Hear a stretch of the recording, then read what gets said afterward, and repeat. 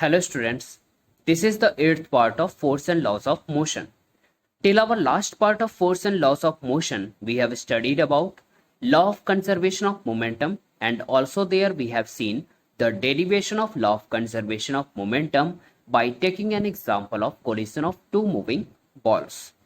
In this part of Force and Laws of Motion, first we will discuss some examples which illustrate the law of conservation of momentum, and after that we will solve some numericals based on this chapter. So let us start with some examples which illustrate the law of conservation of momentum. So our first example is recoiling velocity, that is recoil velocity of gun. So students, you know what is recoiling of a gun. When a gun is fired, then the bullet start moving in forward direction with a very high velocity. And due to its high velocity, it possesses a large amount of momentum which is equally imparted to the gun but in backward direction, as you can also see from this figure. When this gun is fired, then you can see the bullet start moving in forward direction, due to which it has a very large amount of momentum, and that momentum is equally transferred or imparted to the gun but in backward direction, and due to that the gun recoils. And if the gun recoils, then it must have certain recoiling velocity. So we have to find that recoil velocity of a gun by taking the help of law of conservation of momentum.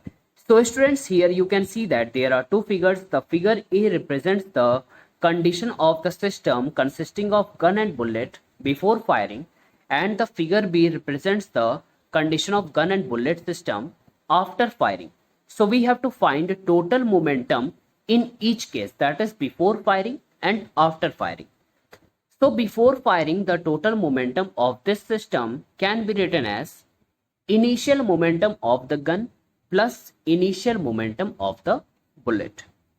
But students, you know that before firing, both the gun as well as bullet are at rest. That is, their velocities are 0. Hence we can write the initial momentum of bullet is equals to 0, because momentum is the product of mass and velocity. So if velocity is 0, then if we multiply 0 by mass, then it will come 0. Hence we can write the initial momentum of bullet and initial momentum of gun both as 0, or we have the total momentum of gun and bullet before firing is equals to 0. But what happens when the gun is fired? Then the bullet start moving. So let the bullet is moving in forward direction with a velocity v1, and the gun recoils with a velocity v2. Hence we can write, after firing, the bullet of mass m1 moves with a velocity v1, while the gun of mass m2 recoils with a velocity v2. Again we have to find the total momentum of the system, that is gun and bullet, after firing. Hence we can write total momentum of gun and bullet after firing is equals to final momentum of the bullet plus final momentum of gun. Let us substitute the values.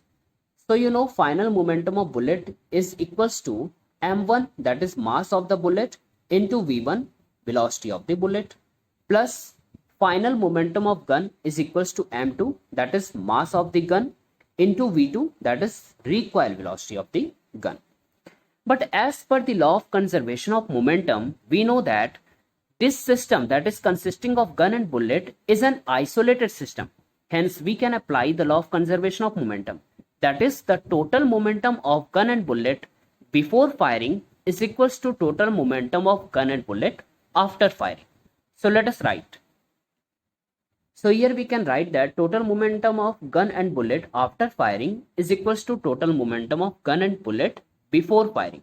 Now let us substitute the values. So we can write m1 v1 plus m2 v2 is equals to 0. Again, if we rearrange this equation, then what we can write? m2 v2 is equals to minus times of m1 v1. But here we have to find the value of v2, that is recoil velocity. So let us find. So v2 can be written as minus times of m1 v1 divided by m2. Now students, here you can see that there is a negative sign. So what does this negative sign represent? This negative sign represents that the gun moves in a direction opposite to that of the direction of bullet. Hence, we can write the same.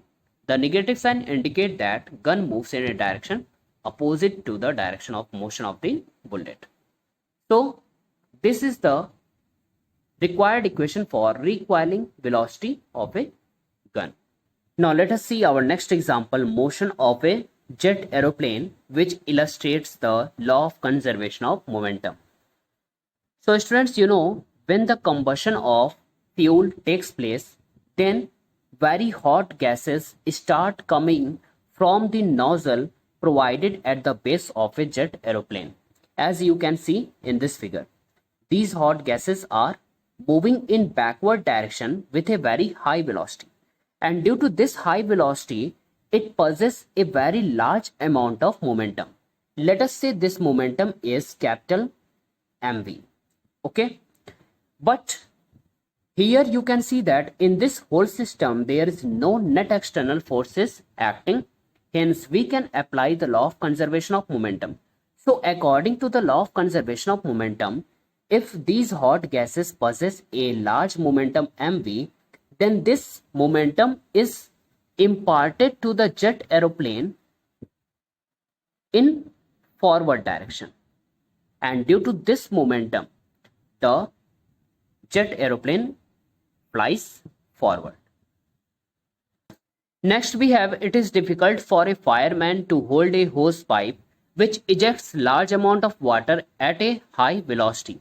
As you can see from this figure, the fireman is holding a hose pipe which ejects a large amount of water in forward direction with a very high velocity. As this incoming water has very high velocity, so we can say that it possesses a large amount of momentum, say mv. Also you can see there is no net external forces acting. So we can say the equal momentum is transferred or imparted to the hose pipe also, but in backward direction, which may also cause injury to this fireman who is holding it. So in order to avoid injury, the fireman has to put a large amount of force. That's why it is difficult for this fireman to hold a hose pipe which is ejecting a large amount of water with very high velocity. So these are some examples which illustrating the law of conservation of momentum. Now students, let us see a numerical which is based on law of conservation of momentum. So here we have, from a rifle of mass 4 kg, a bullet of mass 50 gram is fired with an initial velocity of 35 meter per second. Calculate the initial recoil velocity of the rifle. So first let us collect the information which is given in the question. So here we have given mass of bullet m1 is equals to 50 gram, but here the mass is given in gram. So first calculate it into kilogram. So 50 gram can be written as 0.05 kilogram. Initial velocity of the bullet is also given, that is v1 equals to 35 meter per second. Also the mass of the rifle is given as m2 equals to 4 kilogram. Now let us suppose the initial recoil velocity of the rifle be v2, which we have to calculate. Now we have to find the total momentum of the system, that is rifle and bullet, before firing and after firing. So before firing, total momentum of the rifle and bullet is equals to sum of the initial momentum of the bullet plus initial momentum of the rifle. So it can be written as, here the initial momentum of the bullet is m1 into 0 because initially the bullet is at rest, plus initial momentum of the rifle can be written as m2, that is mass of rifle, into 0 because initially the rifle is also at rest. So after adding these two quantities we get 0. Hence we can say before firing total momentum of the rifle and bullet is 0. Now let us find after firing the total final momentum. So the total final momentum after firing is equals to sum of the final momentum of the bullet plus final momentum of the rifle. So we can write Final momentum of bullet as mass of bullet m1 into its velocity v1 plus final momentum of rifle as mass of rifle m2 into its recoil velocity v2. But as per the law of conservation of momentum, we can write total momentum before firing is equals to total momentum after firing. Now let us substitute the values. So we can write m1 into v1 plus m2 into v2 is equals to 0. When we rearrange it, then what we get? v2 is equals to minus times of m1 v1 divided by m2.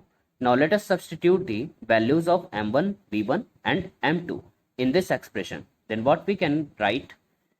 Minus times of 0.05 into 35 divided by 4. After calculating, you will get v2 is equals to minus 0.44 meter per second. Hence, we can say the recoil velocity of the rifle is 0.44 meter per second. Here again, the negative sign is representing that the rifle recoils in opposite to the direction of the bullet. Now students, what do we mean by the term impulse? So first let us understand impulsive forces. So the forces which act on bodies for short time are called impulsive forces. Let us see some examples. So first, while hitting a ball with a bat. Second example, you can see firing a gun. Third example, you can see driving a nail into a wooden block with a hammer. So in all these three examples, it is clear that the force is acting on the body for a very short duration of time. Hence, we can say in all these examples, the force to be impulsive forces. Now, impulse is defined as the product of force and time for which the force acts on the body. Hence, we can write impulse is equals to force into the time for which it is acting on the body. Let us find one more expression for impulse with the help of Newton's second law of motion. So let us see.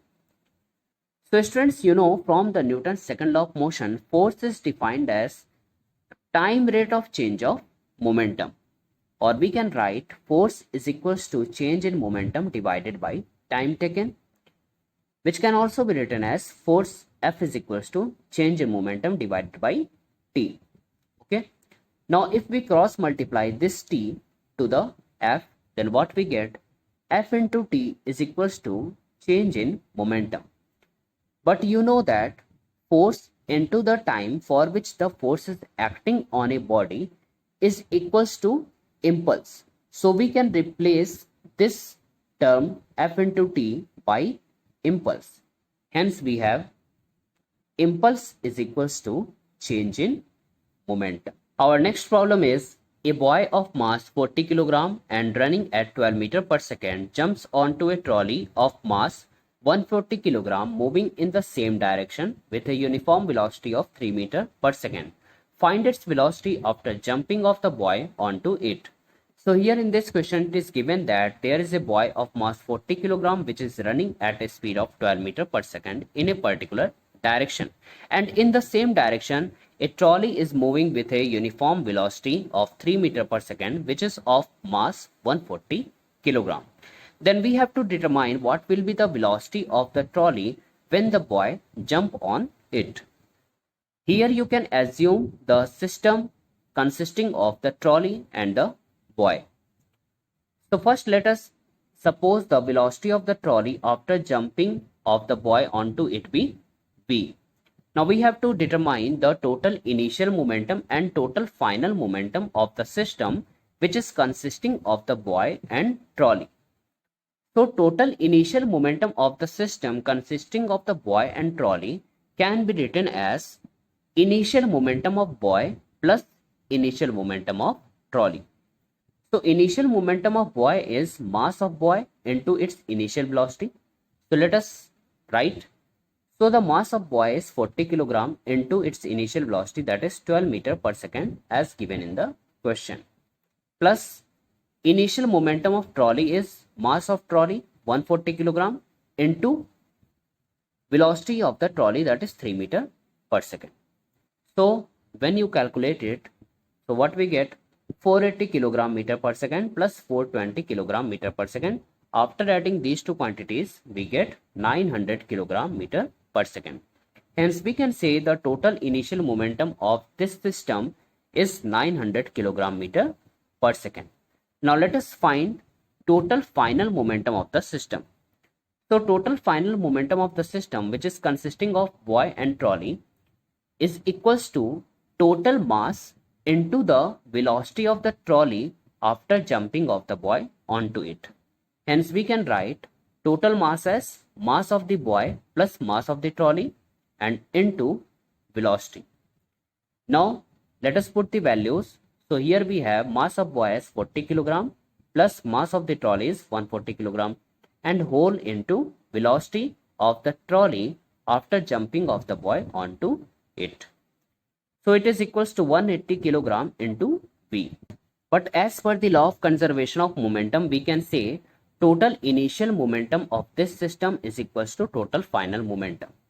Hence we can write total final momentum, that is 180 kilogram into V, is equals to total initial momentum 900 kilogram meter per second. From here we can calculate V as 900 by 180 meter per second, which comes out to be 5 meter per second. It means that the velocity of the trolley will be 5 meter per second when the buoy jump on it. The next question we have, for a mass of 2 kilogram, the velocity time graph is given here as you can see. Find the force experienced by the mass in region OA, AB and BC. So with the help of this velocity time graph, we have to calculate the force experienced by the mass in these three regions OA, AB and BC. So let us see, here we have given mass is equals to 2 kilogram. So first we will calculate the force experienced by the mass in the region OA. And students, you know that acceleration is defined as change in velocity divided by change in time. So when you see the region OA carefully, then you can observe that the graph starts from the origin. It means the mass has initial velocity of 0. And after reaching at the point A, it has a final velocity of 20. So change in velocity can be calculated by subtracting initial velocity from the final velocity. Now let us see the time interval. So at the point O, the time is 0, but at the point A, the time is 10 seconds. So the change in time is 10 minus 0. So let us substitute the values. So here we have A is equals to 20 minus 0 divided by 10 minus 0, which comes out to be 2 meter per second square. Hence we can say in this region OA, the mass has an acceleration of 2 meter per second square. And if we have the values of acceleration and mass, then we can calculate the force experienced by the mass in this region OA with the help of Newton's second law of motion, that is F equals to ma.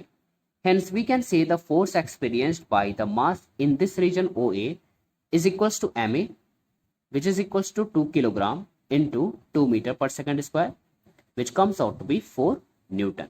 Now let us calculate the force experienced by the mass in the region AB. So for region AB, you can see that the initial velocity of the mass, that is the velocity at the point A, is 20 meter per second, and the final velocity of the mass, that is velocity at the point B, is also 20 meter per second. Again, time corresponding to the final point B is 30 seconds and time corresponding to the initial point A is 10 seconds. So using the same formula, we can calculate the acceleration for this region also. So acceleration can be calculated as final velocity minus initial velocity, that is velocity at the point B, 20, minus velocity at the point A, that is also 20. So we can write 20 minus 20 divided by time corresponding to the point B, that is 30 seconds, minus time corresponding to the point A, that is 10 seconds. So when you calculate it, what you will get, 0 divided by 20, which comes out to be 0 meter per second square. It means acceleration in this region AB is 0. Now let us calculate the force with the help of formula F equal to ma. So here we have m as 2 kilogram but acceleration as 0. So we get force is equals to 0 Newton. It means the force experienced by the mass in the region AB is 0 Newton. Now let us calculate the force experienced by the mass in the region BC. So for region BC, you can see that the initial velocity, that is velocity at the point B, is 20 meter per second, but the final velocity, that is velocity at the point C, is 0 meter per second. And the time corresponding to the initial point B is 30 seconds, and time corresponding to the final point C is 40 seconds. So let us substitute the values.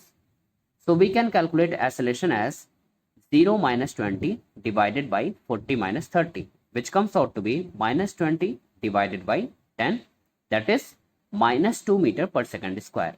It means we can say that in this region BC, the mass has a acceleration of minus 2 meter per second square. Again, we can calculate the force experienced by the mass in this region BC using the formula F equals to ma. So we can write F equal to ma, and substituting the values, we have m is equals to 2 kilogram into a is minus 2 meter per second square. So after multiplying, we get minus 4 Newton. It means we can say in this region BC, the mass experience a force of minus 4 Newton. Next, we have given a cracker of mass 100 gram explodes into two pieces of equal mass, so that these two pieces of crackers fly with same speed in mutually opposite direction. So first let us collect the information which is given in the question. So here we have given mass of the cracker, that is m, equals to 100 gram, which can also be written as 0.1 kilogram. And initial velocity of the cracker u is equals to 0. And also in this question it is given that the cracker explodes into two equal pieces, that is the two pieces of equal mass.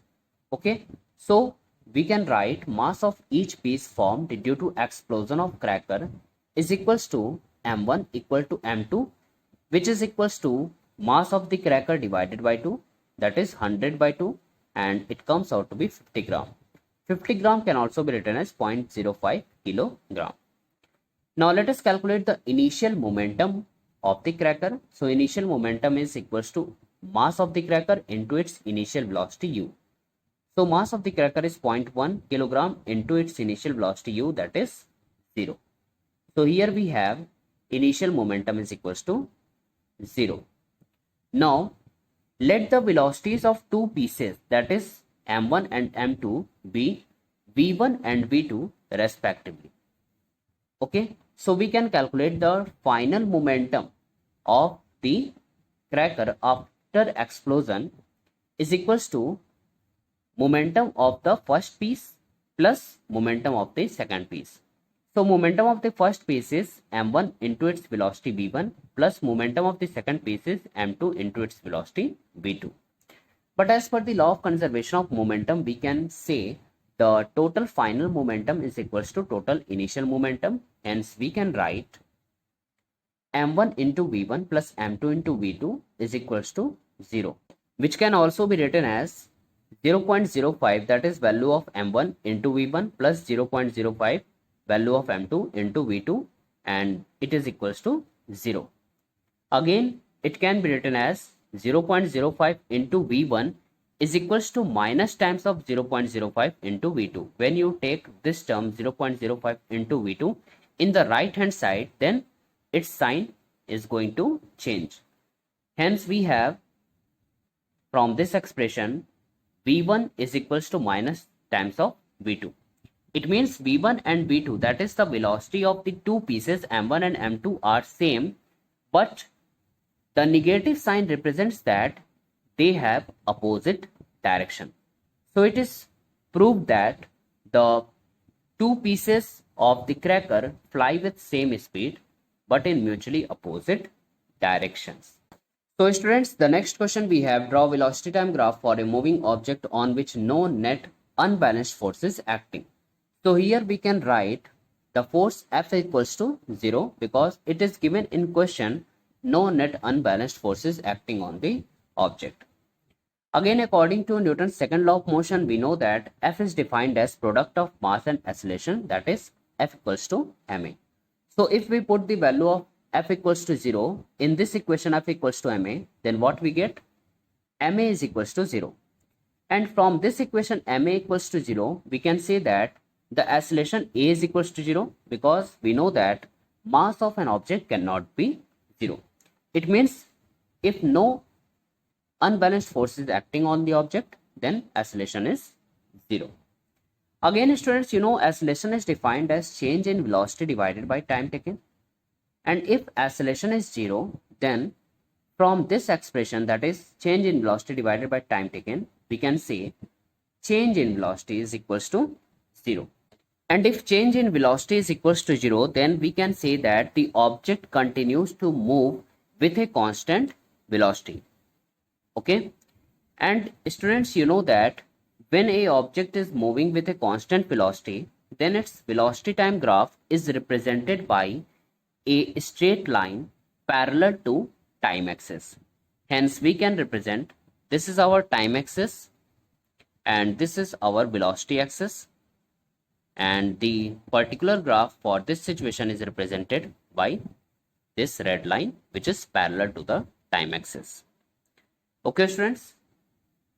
Now, you have to prepare the proper notes with the PDF that I have provided. And after that, you have to solve the numericals of NCERT as well as side book.